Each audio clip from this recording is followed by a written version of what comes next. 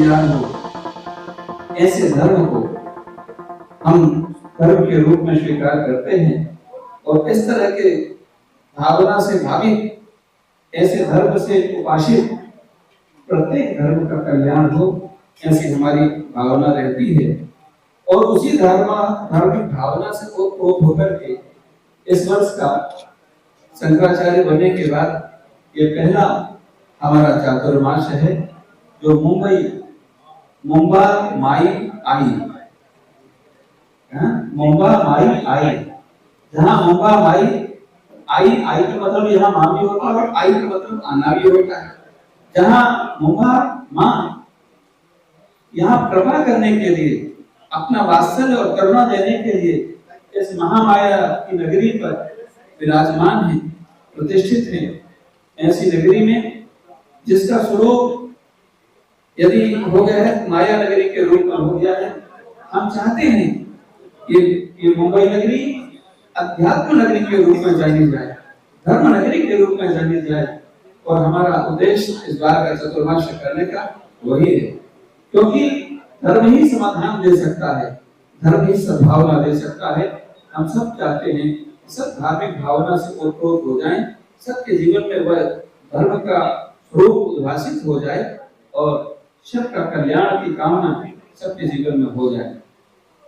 यही बात आज श्रीयंत्र की अधिष्ठात्री भगवती ललिता माँ त्रिपुर सुंदरी राज राजेश्वरी है, जो राजाओं की भी राजा कही जाती है। ऐसी भोगश्च मोक्षश्च कलस्तेयो, जो भोग भी देती है और मोक्ष भी देती है। ऐसी श्रीयंत्र की अधिष्ठात्री महालक्ष्मी यहाँ पर विराजमान है, मुंबा भैया विराजमान है। मुंबा देवी में भी श्रीयंत्र की आराधना होती है और आपका जो महालक्ष्मी का स्थान है, मंदिर है, वहां भी ये आराधना होती है। श्रीयंत्र की आराधना को हम श्री विद्या कहते हैं और श्री विद्या की आराधना अद्भुत है, क्योंकि ये भगवती राज राजेश्वरी ललिता महात्रिपुर सुंदरी की आराधना, ये आराधना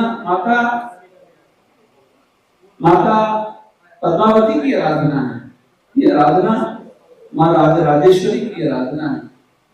तो ये आराधना सभी देवता करते हैं, ऐसा कोई देवी नहीं, ऐसा कोई देव नहीं जो भगवती ललिता महात्रिपुर सुंदरी की आराधना न करता। सबके द्वारा उपासित ये भगवती हैं, अर्थात सभी देवों को, सभी देवियों को शक्ति देने वाली यदि कोई दिव्यता से भरपूर माँ भगवती है तो भगवती ललिता महात्रिपुर सुंदरी। इनके जो सहस्त्र नाम हैं, एक एक नाम में हजारों हजारों सहस्रों लीलाओं का स्वरूप उनके अंदर समाहित है, जिनके एक एक नाम में अनंत अनंत समस्याओं का समाधान करने का सामर्थ्य विराजमान है। ऐसी अष्ट देवियों के द्वारा ये ललिता सहस्त्र नाम अष्ट देवियों के द्वारा विरचित हैं। तो उन ललिता महात्रिपुर सुंदरी की महिमा आप देखिए कि आज यहाँ पर मेरे अत्यंत आत्मप्रिय थे गोपीनाथ जी मुंडे, जो गोलोकवासी हैं, वो मेरे अत्यंत आत्मीय थे, जो वो राजस्थान के प्रभारी थे। आज उनकी बेटी, आज वो मेरी अत्यंत प्रिय इसलिए है क्योंकि वो श्री विद्या की उपासना में बड़ा भाव रखती है। और आप समझिए कि ललिता महात्रिपुर सुंदरी का आकर्षण देखिए कि वो आज अपने सारे कार्यक्रमों को व्यवस्थित करके और आज ललिता सहस्त्रार्चन करने के लिए यहाँ पर उपस्थित है। ये आज उस श्री विद्या की दीक्षा भी हम उनके लगे। तो ये श्री विद्या की आराधना सभी प्रकार की कामनाओं को पूर्ण करता है। हम भी चाहते हैं घर घर में मां ललिता महात्रिपुर सुंदरी की आराधना, जो भगवत आदि शंकराचार्य जी ने वेदों से, शास्त्रों से गुरुतम स्वरूप में जो थी उसे निकाल करके उद्भाषित किया है जगत के कल्याण के लिए। और इस नॉर्थ इंडिया में कोई जानता भी नहीं था। हमारे जो बड़े गुरु जी थे धर्म सम्राट करपात्री जी महाराज, धर्म सम्राट करपात्री जी महाराज इस विद्या को लेकर के यहाँ पर आए और उस विद्या को और भी अधिक विकसित किया। तो हमारे पूज्य गुरुदेव गुरु शंकराचार्य ब्रह्मलीन गुरु शंकराचार्य स्वामी स्वरूपानंद सरस्वती जी महाराज ने किया। आज हम भी चाहते हैं कि वही माँ जगदम्बा की आराधना, उपासना सभी लोग भाव से भावित होकर के करें। दूसरा तीसरा एक अंतिम विषय है और अपना रह करके अपनी बात को विराम देंगे। वो ये है, आज बड़ी समस्या बांग्लादेश में जो हमारे हिंदू सनातन धर्मियों के साथ में हो रहा है, जो वहां पर हो रहा है, वो उस राज्य की, उस राष्ट्र की समस्या है। उस राष्ट्र की सरकार को चाहिए कि वहां की समस्या के लिए समाधान करे, लेकिन हिंदू भाई जो वहां पर रह रहे हैं, वो वहां की सरकार की समस्या का सरकार की समस्या नहीं है, वो हम सब की समस्या है। क्योंकि हमने सारे विश्व की मंगल कामना करी है, हमने सारे विश्व के कल्याण की कामना करी है।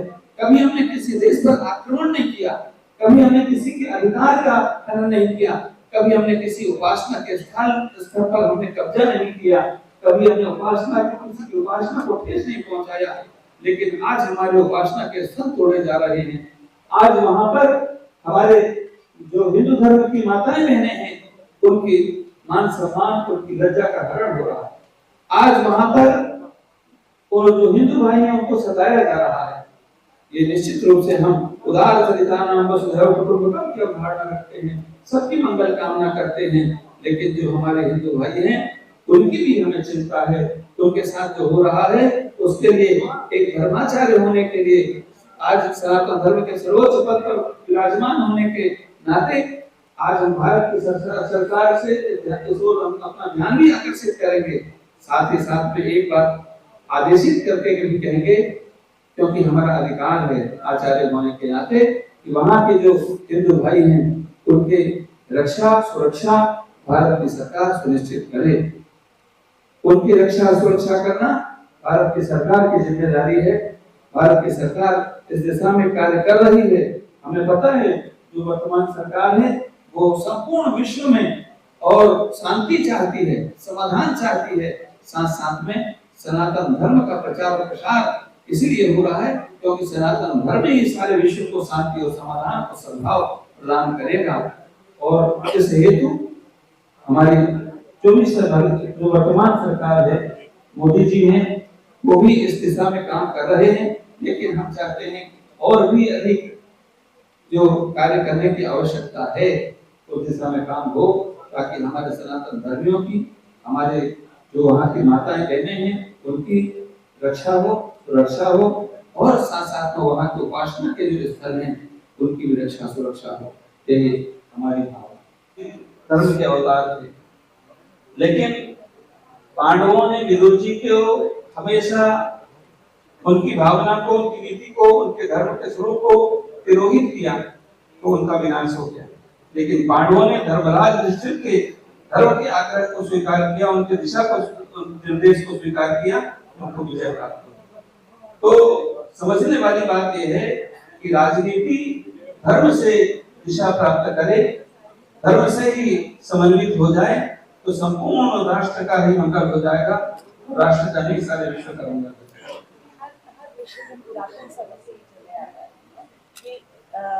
धर्म से जोड़ के लोगों की भावना को बदला जाता है। जैसे अगर कभी कोई प्रेग्नेंट लेडी हो, तो उसको बोला जाता है कि सूर्य फिर लगेगी, तो उनको जल्दी समझ में आएगा।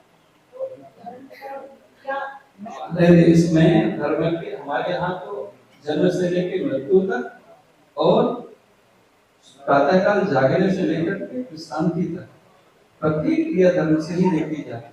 क्योंकि ये भूमि जो है, ये धर्म भूमि है। विश्व के अन्य भाग भोग भूमि है, लेकिन भारत धर्म भूमि है। धर्म की धड़कन जब तक यहाँ धड़क रही है, सारा विश्व सुरक्षित संरक्षित है।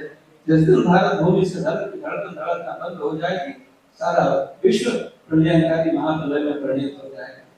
भारत भूमि की यही महत्वता है कि यहाँ धर्म है, तो भगवान का अवतार भी इस धर्म भूमि पर होता है। तो आपके बात जो है बिल्कुल सही है कि धर्म ही दिशा देता है। धर्म से ही पूरे सारे समाज के लोग हो जाएं, तो सारे दुनिया को समाधान भारत भूमि से प्राप्त होगा। ताई, आज तुम्ही शंकराचार्याकडे आले होते, आशीर्वाद पण घेतलेत काय? मला आज खूप चांगला योग आला.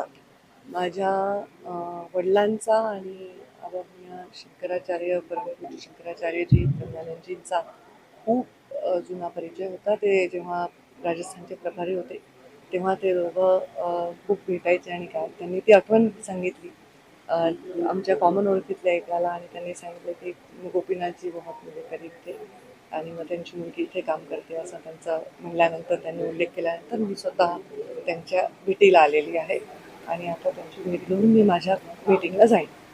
बांग्लादेश वाले मुद्दे पर आपका देखिए उन्होंने जो कहा उस बात पर कोई भी प्रतिक्रिया देना मेरा उचित नहीं रहे, पर जहाँ देश में नहीं दुनिया में जहाँ भी हमारे नागरिक हैं और वो सुरक्षित नहीं है तो उनकी सुरक्षा की व्यवस्था करना ये हमारे देश के कानून कायदा और सरकार का काम है.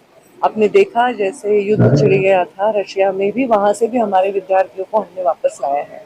तो जैसे कोई भी देश में वहाँ के नागरिकों के प्रति कोई हिंसा या कोई गलत बात हो रही हो तो उसके प्रति संवेदना व्यक्त करना किसी भी जागरूक व्यक्ति का उत्तरदायित्व है. तो उसी तरह से शायद ये उन्होंने बयान दिया है और वो उसमें अनुचित कोई बात नहीं है.